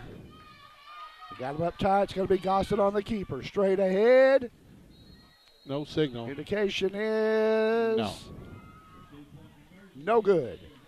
Well, Gossett comes up just short, but the Mohawks extend the lead to 44-12, and more importantly, answer after the Newport Greyhounds scored. With 5:28 to go here in the third quarter. We like to thank Custom Car Care, 788 East Main in Piggott. Mark Howe's been in business, the same location, Piggott, for nearly 30 years. Full detailing, auto sales too. If you want your car to look, feel, smell like new again, call Mark Howe at Custom Car Care, 598-2571. And we appreciate Pumpkin Hollow, Darrell and Ellen Dalton. The season started on the 16th, and since 1993, it's the fall attraction that draws guests from all over the country. Animals, pumpkins, hay rides, gourds for the kids. Also, corn mazes, Horn in the Hollow, Bubba's Butcher Barn, Zombie Paintball, Forester Fright, now Pumpkin Zipline. Plan a field trip, party, or just go and enjoy. 671 County Road 336 in Piggott. 870-598-3568 or inquire at pumpkinhollow.com. All right. Mohawk set to kick off. I don't expect a deep kick. Big chunk of the third quarter is gone, and the lead is the same. Jones did kick it down deep. Deep kick this time to the middle of the football field. The Mohawks swarming. Get the first man there. Great job that run. It was it came in. Was That's that Brandon. Yep. Or was it Brandon Wellman? Wellman was downfield. Brandon Wellman with a good stop by the Piggott Mohawks on the return. That's the first time they've kicked to the open field and allowed them to really have an opportunity to set up the return. And a good one-on-one tackle there. But the Greyhounds have it 1st and 10. They'll have it at their own 26. Cash Forrester, the quarterback. Joe Brodus back there with him is the lone back. He's the fullback. He'll change sides now. They're going to give Forrester it to Brodus gives it right there. back to Brodus. He's wrapped middle up. Of the field, Jones and Harrell. Drop him after a short gain. Of course, the two linebackers came into this game leading the team in tackles, and they're tacking a few more on. About a yard on that carry. Well, that's two sure tacklers in the seniors. This is the third year to start at that position for the Mohawk defense. Right. Brodus got it again. Back into the middle. He's turned outside wrapped this up. time, and a good job. The Mohawks string him out. Well, down low was Cade Harrell, and I'm telling you, he got him. And if you get their legs, they don't go very far. Oh, Tillman over there also helping out. A big bunch of Mohawks crash into the football, and the clock keeps running at the 4:30 mark of the third. The clock is definitely not the Newport Greyhounds fan tonight. Not their friend. Forrester has men split to both sides. You keep giving it to Brodus. You got to expect him to throw it soon. Oh, He Forster's falls down. He's on the down. Snap. Ball is loose. That's the third bad snap that the Newport Greyhounds have suffered through. That time, poor Cash Forrester tried to pick that up between his ankles, and that didn't work out very well. It didn't. We'd like to thank Dan Gossett Real Estate at 420 East Main in Piggott. Dan and Daniel Gossett. If you're looking for a home or place for your business to operate, call or visit Dan Gossett Real Estate. Proud sponsors of Mohawk Athletics, 870-598-5555. Mohawks follow it up with a 3-and-out and are set to receive the punt from the Greyhounds. Snap is there. Slim almost got to that one. Just get away. Ball is right into a crowd. Mohawks need to be careful, and it'll be down by the Newport Greyhounds at their own 41, 42-yard line. And Mohawks with good field position once again, looking to extend a lead here tonight over the Newport Greyhounds. We'll have more in a moment on YHC. Los Compadres Mexican Restaurant on East Main in Piggott offers the most authentic Mexican food in the area. All of their meals begin with their signature chips and salsa. Their classic entrees are made to order and delivered right to your table. Los Compadres always has fast, friendly service, and to-go orders and lunch specials are always available. There's no better place to gather with friends and family than Los Compadres Mexican Restaurant on East Main in Piggott. And we're back at Parker Field as the Piggott Mohawks take over with 3:28 to go in the third and a good lead. And first thing the Greyhounds do is jump off sides. Check a few other scores if we can here from around down at Rector. Looks like the Earl Bulldogs have a 52-0 lead on the Cougars. 5-yard penalty for encroachment on the Greyhounds. They'll give Mohawks 1st and 5 as Tim's going over some of the scores from around the state, around the conference. Jump offside, that's a good friend to the Mohawk. Osceola 35, Walnut Ridge 8, Hoxie 20, Rivercrest 14. Both those halftime scores. Actually, Osceola, Walnut Ridge now in the third as we are. Well, this is a rarity right here. We haven't had a lot of lost yardage never plays. Brought him down. Cade was still on his feet, but he was gang tackled out there, got forward progress right back to the line of scrimmage. Like I said, the Mohawks haven't lost yardage on very many plays at all tonight. Even if they've only picked up 2 or 3, they've had a surge. And that offensive line, I tell you what, all the way across, Bellers at the end, Nate Mallard at tackle, Devin Riley, Alex Gibson at center, Luke Carpenter, Corey Fuller, and Quentin Reeves. That 7 has gotten it done, and that's not counting Luke Boyd, who's out of the ball game right now. We're not sure why, but they have controlled the football game. And once again, Newport jumps. So it's getting ugly. And although it favors the Mohawks, it's still not very pretty. But some teams have a tendency, looking at 44-12 late in the third, to just kind of play out the string. We'll see how this one goes. But the Piggott Mohawks with another opportunity now to extend the lead. 2nd and short. Bellers and Lemons wide to the right. I think it's Tillman wide left. Spin move inside, straight ahead on the dive, and it is going to be a first down for the Mohawks as Johnny Jones picks it up. Gets a little pat on the head from the Newport defender. These two teams really, when they played each other so tough last year, they left with a lot of respect for each other. And I'm not really sure that that's playing out tonight, but the Mohawks with a chance to extend the lead and burn up more time.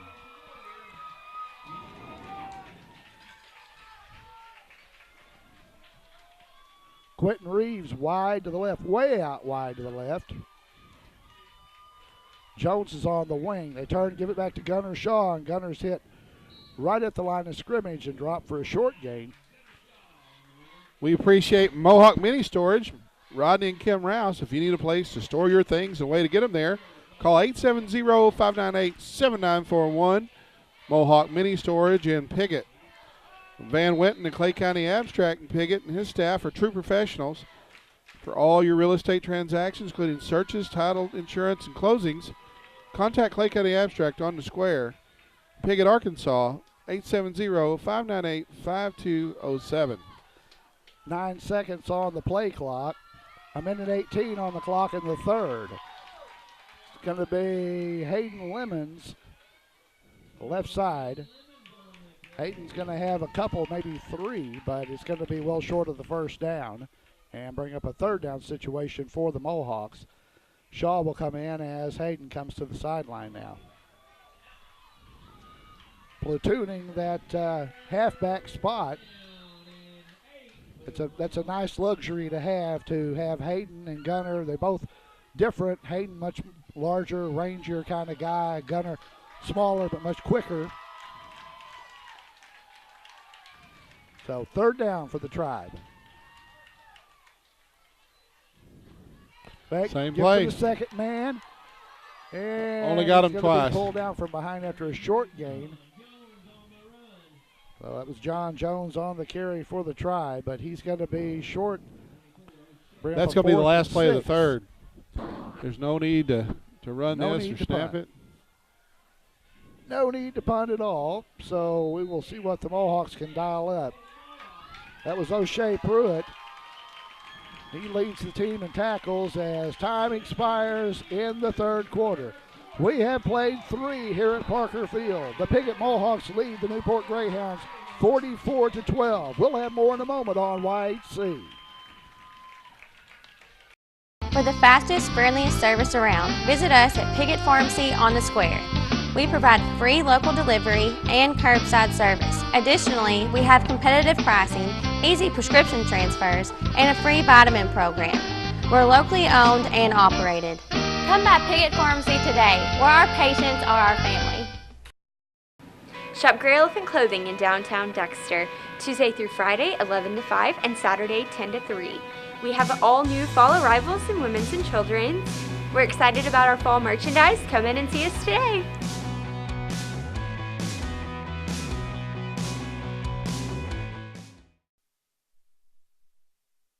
"12 minutes remain in this ball game and stand between the Piggott Mohawks and their first conference win of the season as they lead the Newport Greyhounds 44-12 entering the final frame. It's been the big play for the Mohawks. They've gotten several from Trey Gossett, Gunner Shaw. John Jones has done a yeoman's job, and as Sean Parker said, the line has dominated the football. A reverse, first time we've seen that. They've got a corner, cut back inside following Nate Mallard. Gonna be short. He's going to be short of the first down. Well, let's see where they spot that. No, they see where the spot is as. You know what? He just had to get over the 30. He's really close. And it is close. I believe they may have to bring the chains. They're going to move him. First down. Nate Mallard pulling on a reverse out in front. And the Mohawks keep the drive alive and drive almost another nail in the coffin of the Newport Greyhounds. Well, from this angle, it was difficult to see where the stick was or where the spot was going to be. You know where the stick is and where he's got to get. But he had to get just over the 30 to the 20, and that's exactly where he got to. And it wasn't even close enough to measure. They had a better view of it than we did, Tim. Right. And the Greyhounds are starting to pull at the jerseys, getting winded. Would like to see this one over as Shaw is stacked up after no gain. That time the trap was a trap. And it's going to be no gain, 2nd and 10. But the most important thing about this is we keep the clock running. And the longer we can take before we let Newport have the football back, the better chance we have of just getting them to give it up, take it to the house. Thinking about the bus ride to Jackson County. Well, the Mohawks will break the huddle. They're going to give us plenty of time to read these ads, aren't they? Gossett's got it. With a keeper. He's got one blocker out nice there, stiff straight arm. arm. Hey, he got some he's positive dropped yardage. after a gain of about 4. But Stayed in bounds, too. Stayed in bounds, kept the clock running at the 10:37 mark. Piggott Pharmacy, for the fastest, friendliest experience around, visit them on the Square. They provide free local delivery, curbside service, competitive pricing, easy prescription transfers, and a free vitamin program. Locally owned and operated, Piggott Pharmacy, where our patients are our family. All right. Mohawks still have the football, facing now a 3rd down situation. And as you said, taking all the time they can. Deep in Newport territory, 3rd and a long 4, close to 5 to go for the first down. And the dive going to be short. Got about 3 of it.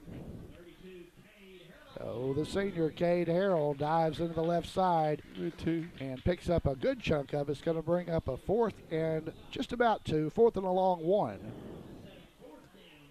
And, of course, we'll go for it. MFA Ag Services Mid-South. We appreciate MFA Ag Services for sponsoring tonight's game with multiple locations in St. Francis, Piggott, Pollard, Mounds, and McDougall. They can provide multiple agronomy solutions to ensure profit, production, and stewardship on your farm.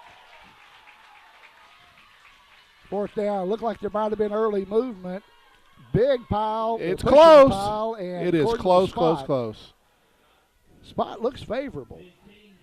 I think that is so close. It is. We're just going to have to wait and see. We don't have a good angle from here. See where the zebras spot this one. I think they're going to go ahead and bring the chains out. And while they're doing that, we're going to thank Los Compadres Mexican Restaurant, offering the most authentic Mexican food in the area. Their classic entrees are made to order and delivered right to your table. Los Compadres has fast, friendly service, and to-go orders and lunch specials are always available.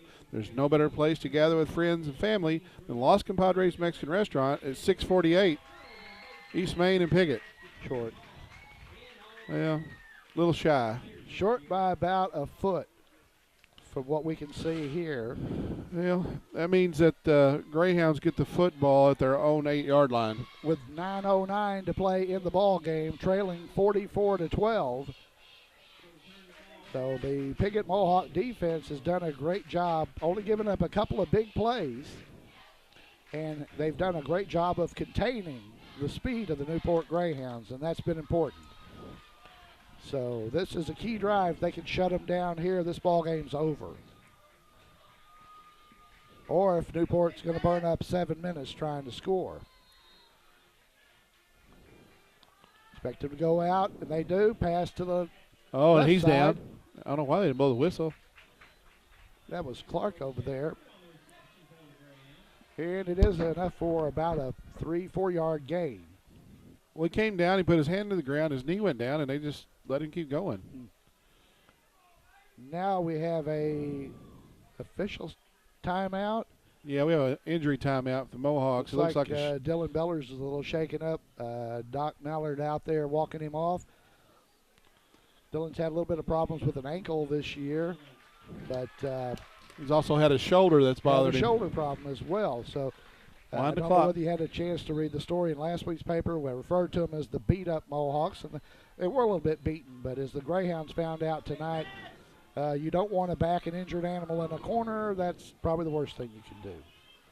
Good job of the Mohawk defense to string out the play and actually get a loss on that of about 1. It's going to bring up a third down now and 7.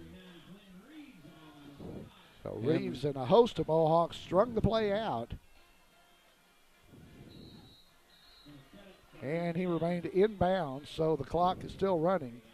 We have another officials timeout for an injured Newport player. So we're not going to speculate, but I thought it was 51. I didn't see who it was. We've got another Newport player down out there, and they're attending to him. Not sure if he's starting to cramp up or what, but it'll be a good opportunity for a water break. As I said, we had temperatures in the 80s today. It's cooled down nicely here, but we've got a really nice southerly breeze here at Parker Field. Of course, we'll be on the road at Manila next week to take on the Lions. Again, just continuing through the conference schedule. And next week we'll have a lot better idea about how things are going to be shaken out at the top. Looks like Broadus over there, isn't it? No, it's 51. 51 is actually the injured player. Zane Watkins. And they're attending to him. He acts all like it's possibly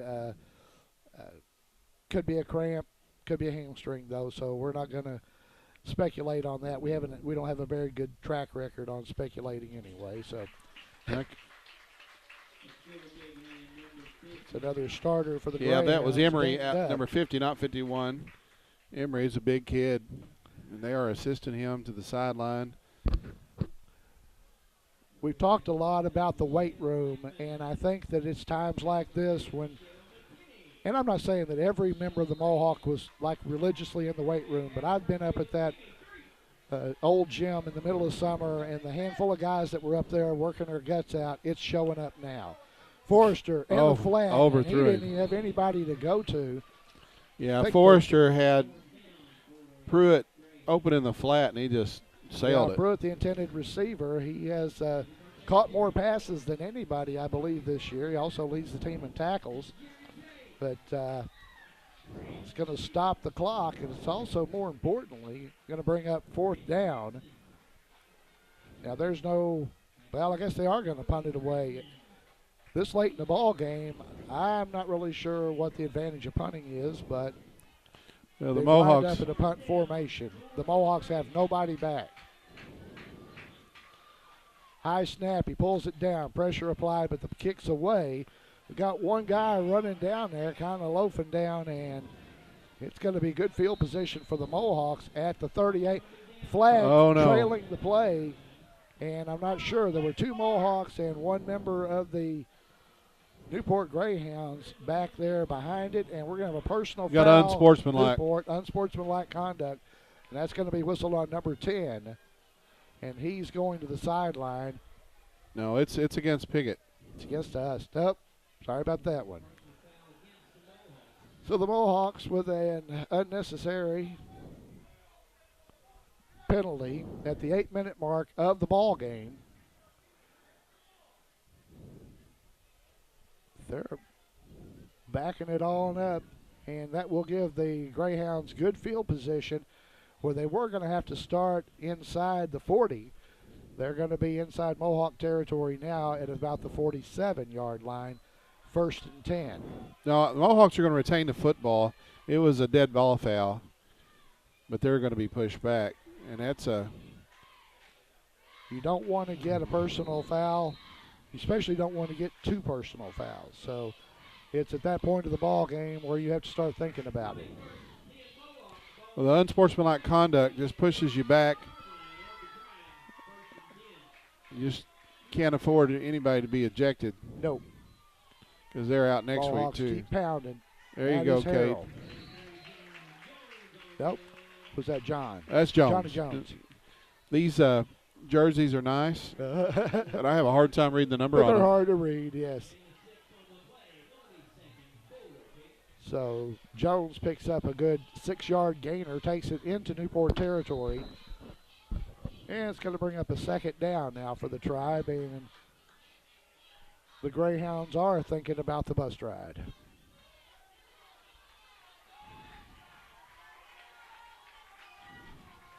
Junior quarterback Gossett up under center, takes the snap. It'll be the 2nd man, and that's Shaw. Gunner tries to cut the corner. Yeah, no, Tillman. That's Tillman, rather. Mason Tillman tries to get outside, but he's dropped out there. And it's going to be short of the 1st down, 3rd down and 1.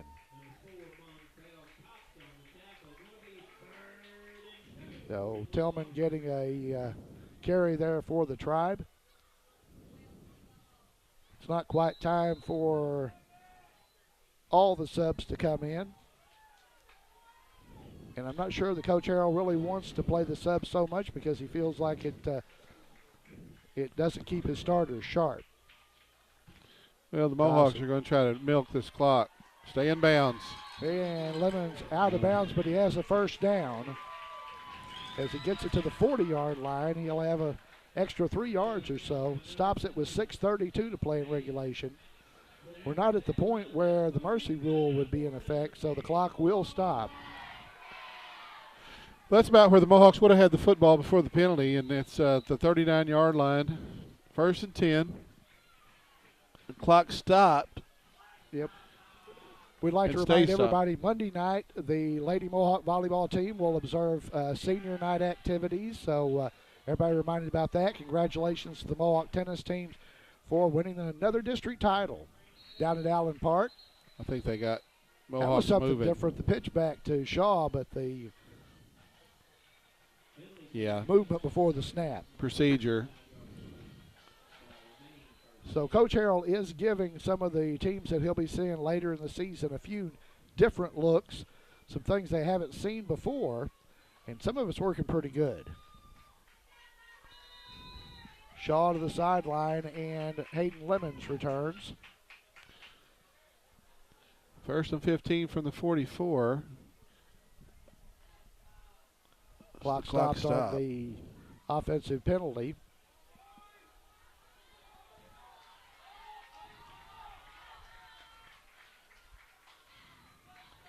Straight ahead, good dive play that time, and he's still on his feet. That was Cade Harrell. Senior took a couple of Newport Greyhounds with him, and they're slow to get up. He got got a the big penalty chunk yards. of it back, probably about a he got about 12 on 12-yard carry there.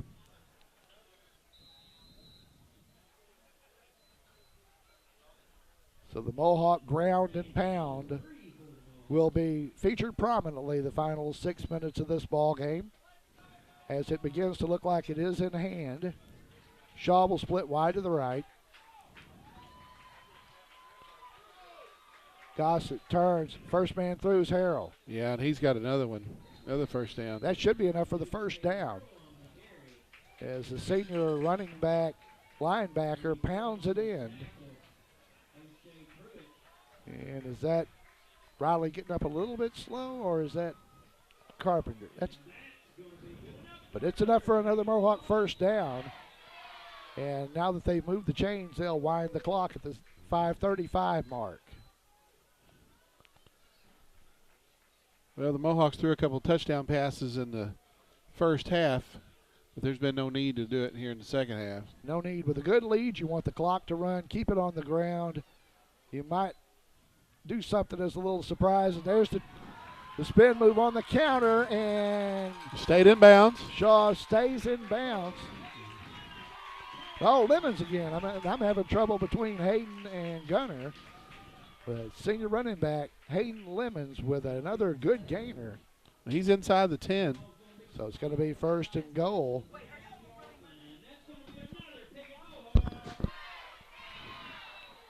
So the Tribe deep into Newport territory yet again, and knocking on the door at the 5-minute mark of the ball game.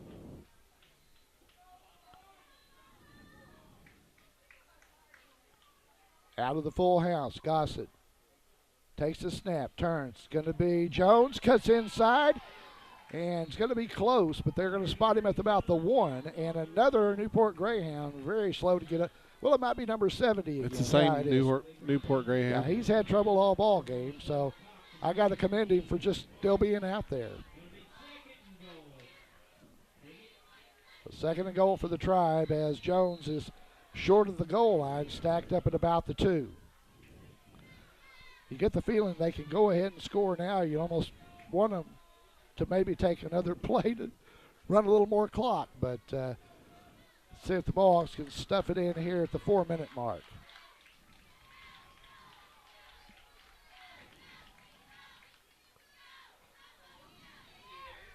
Standing up. Touchdown. Got the ball across. I think it was Hayden Lemons.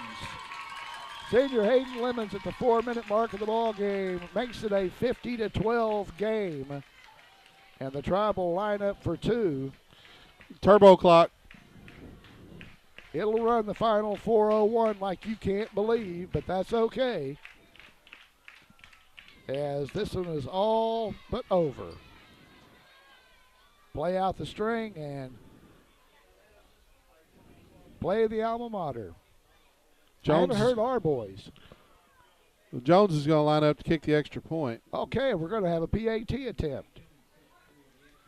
Snap back, down, up, and good. Johnny Jones adds another item to his resume tonight, as he also has a PAT to make it 51-12 with 4:01 to play in regulation here at Parker Field.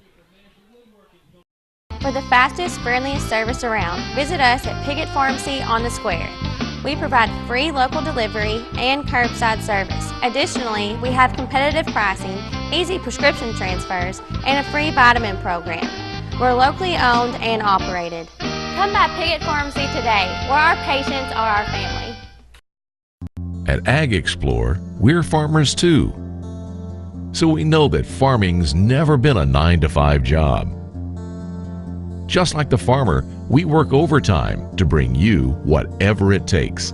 Solutions like InZone help you retain 47% more nitrogen, with an overall average increase of 12 bushels per acre.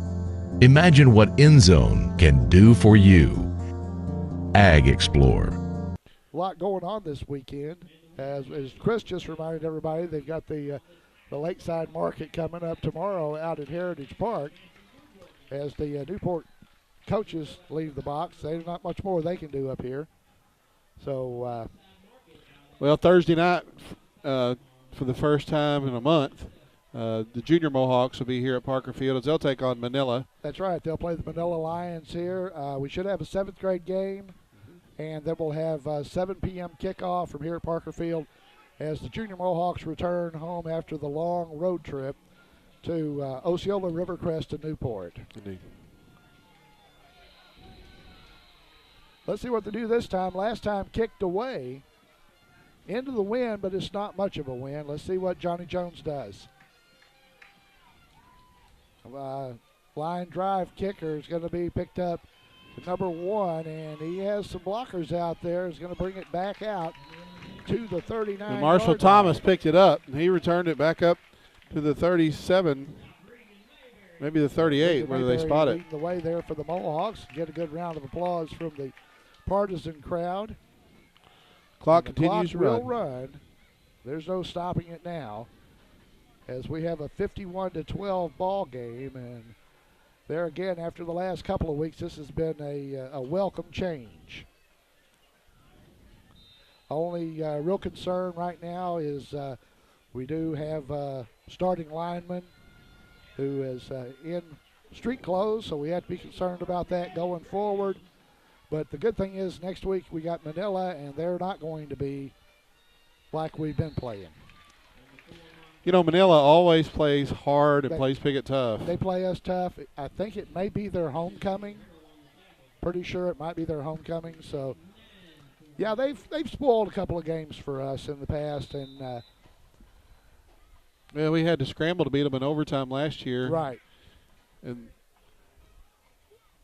so Cash Forrester back, but they're going to continue to keep it on the ground. And Brodus, I believe it is, going to be close to a first down.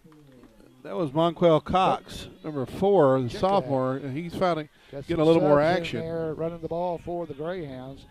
It's going to bring up a 3rd and 1. So Harrell and company making the count. The tackle, rather, Lane Buchanan comes out of the ball game now for the Tribe, as they'll get some clean jerseys in there. Cox is hitting the backfield, but he got it. Shakes out of there and has enough for the first down at midfield. But good pressure by the Mohawk defense. The Mohawk defense has done a good job with containment. That's one of the problems we had with Osceola and with Rivercrest, was containing their running backs. We've done a good job of that tonight.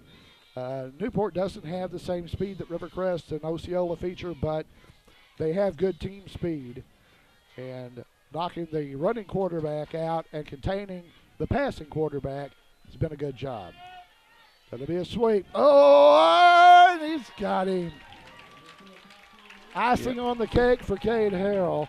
He runs down the little running back from behind, drops him for a loss of about a yard, pushes it back into Newport territory at the 120 mark of the ball game. They've only got to snap it a couple of more times, and Coach Michael Harrell's down there on the sideline already celebrating this victory. And it is a sweet one after the loss last year. We're nearing a minute left in the ball game, Tim. Straight up the middle, and the Mohawk defense is there. And it's going to bring up a 3rd and 10 for the Newport Greyhounds. And I'm surprised that Forrester hasn't passed more after having early luck with that when he came in a replacement for Fryer when he went down with the injury.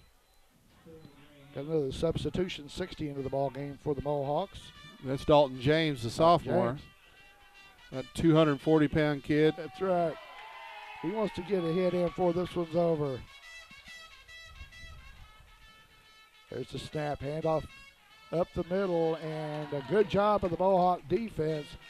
And that's going to do it, folks. Clock will run down as the Mohawks begin to make their way to the sideline and celebrate their first 3A3 victory of the season, as they will beat the Newport Greyhounds by a final score of 51-12. 51-12. The Mohawks victorious tonight over Newport here at Parker Field, and they'll be meeting out there. Well, I'm not really sure. Last time, after the losses, we weren't really sure what to take away from it other than that we needed to shake things up a little bit. I think they did that tonight. I did. You know, when you get into the regular season in this conference, there's going to be a lot of battles, a lot of challenges, obviously. And I think the key here is when you get playoff time is to peak. You know, and maybe the Mohawks are finding their stride because they did some things that worked. This is a really good Newport Greyhound football team. Yeah, don't let the scoreboard fool you that these are not bums. This is a very good, very talented football team, and they dress 40-something kids or whatever. But a quality win, a quality conference win, and setting the tone for going forward and trying to win out is exactly what the Piggott Mohawks need to do now down the stretch. And I'm sure that's what Coach Michael Harrell would tell you. Well, Tim, let's go look and see what else happened in this conference and see how it shook up. You know what? It's going to be fun. It is at that. Well, once again, our final score from here at Parker Field, the Piggott Mohawks beat the Newport Greyhounds 51-12. For Sean Parker and Tyler Wagner, I'm Tim Blair. Thanks for watching us here on YHC.